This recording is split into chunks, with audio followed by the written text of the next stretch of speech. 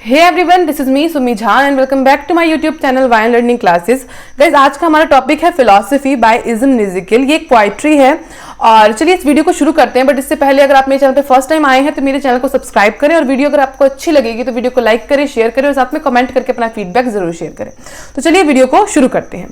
तो सबसे पहले ये जो फिलॉसफी पोइट्री है इसका इंट्रोडक्शन देखते हैं, क्या लिखा है, इसमें किस चीज का जिक्र हो रहा है। Philosophy was published in the fourth volume of Nissim poetic collections, यानी कि जो फिलॉसफी पोएम है ये जो है फोर्थ वॉल्यूम में निज़्म जो है उनकी जो पोएटिक कलेक्शन है उसमें ये फोर्थ वॉल्यूम में है और उस वॉल्यूम का नेम है एग्जैक्ट नेम। उस वॉल्यूम का नेम ही एग्जैक्ट नेम है। The name of the volume in which philosophy was published, उसका नाम है exact name. It was published इन 1960। ये जो हमारी पोएट्री है 1960 में जो है पब्लिश हुई थी। Nissim Ezekiel has been interested in philosophy for a very long time. तो जो निज़्म निज़िकिल है यानी कि हमारे पोएट है वो बहुत ज्यादा इंटरेस्टेड थे फिलॉसफी में बहुत लंबे समय से। When he was in England, poverty, poetry and philosophy was his chief companion. Companion का मतलब होता है कंपैरिजन जब हो रहा था, यानी कि जो निज़्म निज़िकिल थे अपने यंग एज में जो है वो इंग्लैंड में गए थे, लंदन में अपनी स्टडी करने के लिए अब्रॉड गए थे। तो वहां पे इन्होंने इन सब चीजों का जो है ना डिफरेंशिएशन देखा था कि पॉवर्टी एंड पोएट्री और फिलॉसफी इन सब चीजों के अंदर एक कंपैरिजन था। तो in this poem he established the superiority का मतलब होता है श्रेष्ठता। तो इन्होंने पोएट्री को ज्यादा श्रेष्ठता दी है फिलॉसफी, यानी कि दार्शनिक से ज्यादा पोएट्री को, एक पोएम को इन्होंने ज्यादा श्रेष्ठता दी है। चलिए वीडियो को शुरू करते हैं। जो हमारी समरी है उसको देखते हैं ये पोएम क्या बोल रहा है। समरी में लिखा गया है इन द फर्स्ट स्टैंजा, यानी कि ये जो पोएम है सबसे पहले मैं आपको बता दूं 4 स्टैंजा में डिवाइड है और ये पोएम 20 लाइन्स की पोएम है। हर एक स्टैंजा में 5-5 लाइन है। इस अकॉर्डिंग ये 4 स्टैंजाज में डिवाइड है। तो फर्स्ट स्टैंजा में क्या है, the poet says that he is frequently turns towards the study of philosophy, but he does not turn to it according to a planning. He has some inclination towards it, so he studied it. Whenever he studied philosophy, he finds himself away from the world of living being, for it talks less about living things and more about abstract ideas. Here ideas follow after idea and argument follow after argument. It is such a meal of God as it is never slow for one में। अब next page पे चलते हैं, then मैं इसको explain करूंगी। Keep talking on philosophic subject to any length of time, it is called world dominated by ideas। अब यहाँ फर्स्ट स्टैंजा में पोएट कह रहे हैं कि ये एक ऐसी जगह है, यानी कि फिलॉसफी एक ऐसी जगह है जहाँ पे वो कभी भी पहुंच जाते हैं, एट एनी टाइम उनको पता नहीं चलता है। लाइक यहाँ पे जो है पोएट कहना चाह रहे हैं कि यानी एक जगह ऐसी है जहाँ मैं अक्सर जाता हूँ और वहां जाने के लिए मैं कोई प्लानिंग नहीं करता, हवाओं की तरह बिना कंट्रोल के मैं वहां पहुंच जाता हूँ। और ये जगह सारी लिविंग थिंग्स से दूर है, यानी कि जहाँ पे मानव लोग रहते हैं उन सब चीजों से, उन सब थिंग्स से मैं दूर चला जाता हूँ और यहाँ जाने पे मेरा कोई कंट्रोल ही नहीं रहता। वहां हर जगह सन्नाटा रहता है। और ये जगह है कौन सी, तो ये जगह हमारी इमेजिनेशन है। पोएट कहना चाहते हैं इमेजिनेशन एक ऐसी जगह है जहां पे पहुंचने में हमें समय नहीं लगता।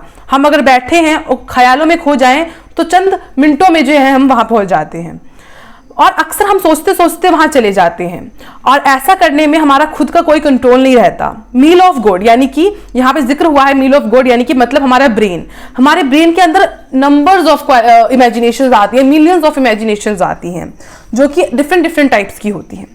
In the second stanza of the poem, the poet analyzes how swiftly time passes away। दूसरे स्टैंजा में पोएट कहते हैं पोएम में कि कितनी स्विफ्टली, कितनी आसानी से जो टाइम है ये पास हो रहा है। He explained the mystery of human life from a philosophy and scientific point of view। philosophic मतलब दार्शनिक और scientific मतलब वैज्ञानिक। बोला है कि वो एक्सप्लेन करते हैं। मिस्ट्री का मतलब होता है कोई भी रहस्य, ह्यूमन लाइफ के रहस्य को वो दार्शनिक रूप से और साइंटिफिक यानी कि वैज्ञानिक पॉइंट ऑफ व्यू से, दोनों रूप से वो एक्सप्लेन करने की कोशिश करते हैं। The poet imagines the condition of the prehistoric time when man not born on the earth and the earth was in its primary stage. अब पोएट यहाँ इमेजिन कर रहे हैं कि जब मतलब इस दुनिया में, इतिहास में जब इंसान जन्म नहीं लिए थे इस अर्थ पे और इस अर्थ बनना शुरू ही हो रहा था, पृथ्वी बनना शुरू ही हो रहा था, टाइम केप्ट ऑन पासिंग, तो वो समय भी बीत ही गया। A number of stars and planets A number of star and planets came into being and perished। बोला है कि बहुत सारे स्टार्स आए, प्लैनेट्स आए और फिर वो खत्म भी हो गए। Slowly and gradually man underwent changes and made progress। लेकिन धीरे धीरे जब मैन आए, धीरे धीरे जो है प्रोग्रेस हुआ, चेंजेस आए और हम जो है वो प्रोग्रेस पे गए। Man is excited by various living and sentiments but these feeling that excite man are momentary in comparison of infinite time. तो मैन जो है वो कंपैरिजन करते हैं इनफाइनाइट टाइम्स का, and if they are seen in the whole context they seem to be a insignificant. लेकिन अगर ये मानव जाति जो है ये समय से कंपैरिजन करती है फिलॉसफी का, तो वो इनसिग्निफिकेंट है। इनसिग्निफिकेंट का मतलब होता है तुच्छ चीज है। Time is so infinite and wide at every stage, यानी कि समय ऐसा चीज है जिसको बीतते हुए टाइम नहीं लगता है। Since the time of creative geology, astronomy, history and other subject are nothing flow of time, यानी कि कुछ भी इसके सामने नहीं है। हिस्ट्री हो, चाहे जियोलॉजी हो, चाहे एस्ट्रोनॉमी हो, समय के सामने, समय के फ्लो के आगे कोई भी चीज नहीं टिकती है। The insignificance of human feeling is expressed impressively by saying that in comparison. चलते हैं नेक्स्ट पेज की तरफ। Of infinite time they exist no ever. So समय के साथ जो है ये सब चीजें ह्यूमन फीलिंग जो है वो एक्सप्रेस करता है इम्प्रेसिवली से टाइम के आगे। एंड दिस स्टेज में be violent and exaggerated but its functional value can not be overlooked. चलते हैं अब थर्ड स्टैंजा की तरफ। Science and philosophy may explain a lot and yet there remains a great deal to be explain, यानी कि science ने और philosophy ने काफी सारी चीजें एक्सप्लेन की हैं और अभी भी करनी बाकी है, यानी कि अभी भी एक्सप्लेन करना काफी चीजों को बाकी है। दे फेल टू एक्सप्लेन इट, लेकिन कई बार वो जो है वो फेल हो चुके हैं इन सब चीजों को एक्सप्लेन करने में। They may explain various aspects of human life and human tendencies, अभी भी काफी चीजें हैं जो ह्यूमन के लाइफ में है, कॉम्प्लेक्सिटीज हैं, टेंडेंसीज हैं, जिनको वो फॉलो करने में असमर्थ है। Some dark myth and hidden truth are beyond reach of science and philosophy, यानी काफी डार्क ट्रुथ हैं, सच्चाई है जो छिपी हुई है, जो इनके सामने नहीं आ पा रही है, जिसको खोजने में साइंस और फिलॉसफी दोनों सक्षम नहीं है। They remain obscure and unexplained, ये इसीलिए इस वजह से ये जो है क्या रह चुके हैं, अनएक्सप्लेन्ड रह चुके हैं, यानी कि मानव की जिंदगी की काफी चीजें जो है वो साइंस और फिलॉसफी ने एक्सप्लेन करने में असमर्थ रहे हैं। रीजन और argument is not sufficient to explain them, बस एक रीजन दे देना और कुछ चीजों पे आर्ग्यूमेंट कर लेना सिर्फ सफिशिएंट नहीं है इस चीजों के लिए।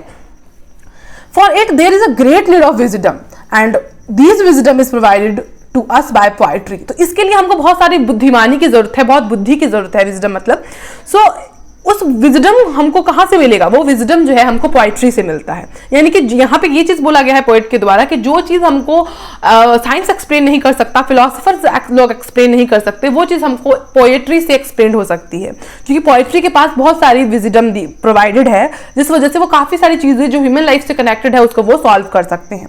Philosopher close the discussion on various things saying that many truth are beyond human reach and there is no need to waste time on these issues. तो फिलोसफर ने इस डिस्कशन को क्लोज कर दिया है कि ह्यूमंस के जो जितने भी लाइफ में जितने भी प्रॉब्लम्स है वो हिडन है, ट्रुथ को नहीं ढूंढ रहे हैं, तो हम इस पर टाइम वेस्ट नहीं करेंगे। लेकिन एक पोएट्री ही ऐसा एकमात्र साधन है जिससे हमारा जो भी ह्यूमन की जो लाइफ है, ह्यूमन बीइंग की जो लाइफ के एक्सपीरियंसेस हैं वो पोएट्री के थ्रू जो है वो निकल सकते हैं।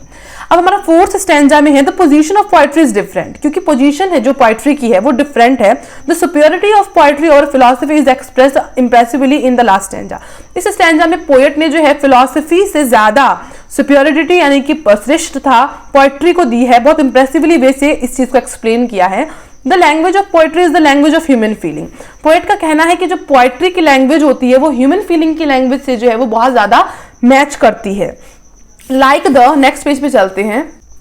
Like the language philosophy it may be cold and hot. जो फिलॉसफी की लैंग्वेज है वो कभी कोल्ड हो सकती है, कभी सर्द हो सकती है, कभी गर्म हो सकती है, हॉट हो सकती है। It instigate senses and feeling that it explain those truth they are beyond the reach of science and philosophy and which are regarded as dark myth by them. Science मतलब उनका कहना है कि साइंस और philosophy सिर्फ वही चीजें दिखाते हैं जो वो इजीली कन्वीनियंट है दिखाने में, वो चीजें नहीं दिखाते जो ह्यूमन लाइफ की फीलिंग्स को, इमोशंस को बयां करता है। Poetry studies ordinary thing as human relationship, लेकिन जो पोएट्री है वो ह्यूमन रिलेशनशिप को बहुत आसानी से समझता है। Here it is superior to philosophy. Abstract are cold like a naked man, they are dead and cold, hence they are useless. Poetry contain the warmth of human relationship, hence it is a source of life and knowledge. यहाँ पे बोला है कि poetry बहुत आसानी से चीजों को समझता है, लेकिन जो एब्स्ट्रैक्शन है यानी फिलॉसफी सब चीजें हैं, ये एक नंगे इंसान की तरह है जो कि एक समय पर ठंड से मर जाता है। लेकिन पोएट्री जो है वो एक ह्यूमन फीलिंग को समझ के उसको गर्माहट देता है, जो कि हमारे नॉलेज में बहुत अच्छे से आता है, लाइफ में बहुत अच्छे से आता है। Hence it is a source of life. ये हमारा लाइफ का एक सोर्स है और एक नॉलेज है। ठीक है, अब हमारे आगे जो एक हेडिंग दी है इसी से हमारा पोएम की समरी खत्म हो जाती है। Superiority of poetry over philosophy, यानी कि श्रेष्ठता पोइट्री को ज्यादा दी गई है फिलोसफी में। तो पूरे के पूरे अगर हम कंक्लूडिंग निकाले स्टैंजा का, तो पोएट एस्टैब्लिश द सुपेरिटी, यानी कि श्रेष्ठता जो है पोइट्री को उन्होंने ज्यादा दी है, और saying that it deals with ordinary things of human life, ये मतलब ज्यादा रिलेट करता है, पोएट्री जो है वो ह्यूमन लाइफ में ज्यादा रिलेट करता है। But philosophy and science fail to explain, जो चीजें फिलोसफी और साइंस जो है एक्सप्लेन करने में फेल है, वो चीजें हमारा पोएट्री जो है वो बहुत अच्छे से एक्सप्लेन करता है, क्योंकि ये जो इसने जो है वो स्टडी की है ह्यूमन के रिलेशनशिप के ऊपर। It's language the language of human passion, क्योंकि ये जो लैंग्वेज है वो ह्यूमन पैशन की लैंग्वेज है, and it has the warmth of human passion, ये जो एक ह्यूमन पैशन को एक गर्माहट सा देता है। अब अगर हम बात करें कि इस पोएम का स्टाइल क्या है, तो the poem is written in a systematic and argumentative way. ये जो पोएम है इसको रिटन किया गया है एक बहुत अच्छे सिस्टमैटिक तरीके से, यानी कि ये पोएम में 20 लाइन्स है, 4 स्टैंजास में डिवाइडेड है, और लेकिन इसमें बहुत आर्गुमेंट्स भी हुए हैं, किसके बीच में, साइंस और फिलोसफी एक तरफ है और यहाँ पे हमारी पोइट्री एक तरफ है। It deal with difficult and involve ideas, ये जो है डिफिकल्ट इसलिए हो गया क्योंकि इसके अंदर काफी सारे आइडियाज इन्वॉल्व हुए। The language of the poem is not difficult, इस पोएम का लैंग्वेज इतना डिफिकल्ट नहीं है, it is because of complex and involve ideas. लेकिन यहाँ पे कॉम्प्लेक्स क्यों हो गया है, क्योंकि इसके अंदर इतने सारे आइडियाज आए हैं, regarded as one on the difficult poem by Ezekiel, इसी वजह से ये इज़ेकियल की डिफिकल्ट पोएम में से एक है। However, the poet is successful in his endeavor of establishing the superiority of poetry over philosophy and science, यानी कि सक्षम हुए वो इस पोइट्री में ये बताने के लिए कि फिलोसफी और साइंस से ज्यादा जो है वो पोइट्री जो है वो लोगों को कनेक्ट करता है और फीलिंग बताता है। इट ऑल्सो शोज दैट कि Ezekiel does not write merely on trifles and insignificant subject. इस पोइट्री में ये पता चलता है कि इज़ेकियल जो है सिर्फ और सिर्फ ऐसी चीजें नहीं लिखते लाइक कछुए जैसी चीजें या तुच्छ चीजें के ऊपर ही सब्जेक्ट नहीं होता उनका, वो जो एक सीरियस टॉपिक पे भी जो है उनकी बातें होती है। He can also write serious topic too, साथ में वो सीरियस टॉपिक के ऊपर भी बात करते हैं। सो इसी के साथ हमारी जो ये वीडियो है वो कंप्लीट होती है। Hope you like this video. If you like this video then like, share and subscribe my channel and also follow me on my Instagram की आईडी जो है वो आपको डिस्क्रिप्शन बॉक्स में मिल जाएगी, तो आप डिस्क्रिप्शन बॉक्स से इंस्टाग्राम की आईडी ले सकते हैं और वहां मुझे फॉलो कर सकते हैं, और कोई भी क्वायरी हो उस पर आप मुझे डीएम भी कर सकते हैं। सो मिलते हैं नेक्स्ट वीडियो में, तब तक के लिए जय हिंद, वंदे मातरम।